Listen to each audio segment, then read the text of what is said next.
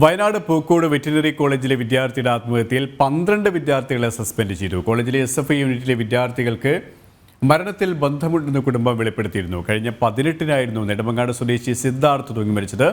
ഇവരുമായി ശ്രീജിത്ത് ചേരുകയാണ്. ശ്രീജിത്ത്, 12 വിദ്യാർത്ഥികൾക്കെതിരെയാണ് ഇപ്പോൾ നടപടി സ്വീകരിച്ചിരിക്കുന്നതിന് മറ്റു വിവരങ്ങൾ കൂടി.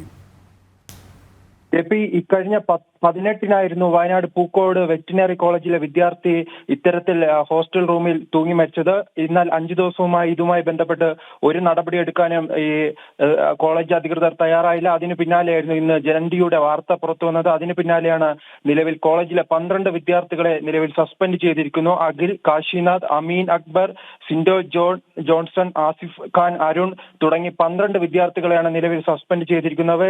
ഇവർ ഈ കുട്ടിയെ സിദ്ധാർത്ഥിനെ നെടുമങ്ങാട് സ്വദേശിയായ സിദ്ധാർത്ഥിനെ പരസ്യ വിചാരണ ചെയ്തിരുന്നു. അതോടൊപ്പം തന്നെ തുടർച്ചയായി 3 ദിവസം മർദ്ദിക്കുകയുണ്ടായി. ഇതിന് പിന്നാലെയായിരുന്നു 18-ാം തീയതി തന്റെ ഹോസ്റ്റൽ റൂമിൽ ഈ സിദ്ധാർത്ഥ തൂങ്ങി മരിച്ചത്.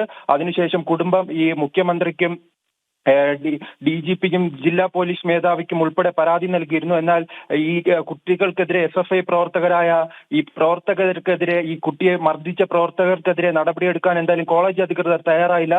ഇതിന് പിന്നാലെയാണ് വലിയ പ്രതിഷേധമുണ്ടാവുകയും വാർത്തകൾ പുറത്തു വരികയും ചെയ്തത്. തുടർന്നാണ് ഇന്ന് 12 വിദ്യാർത്ഥികളെ സസ്പെൻഡ് ചെയ്തിരിക്കുന്നത്.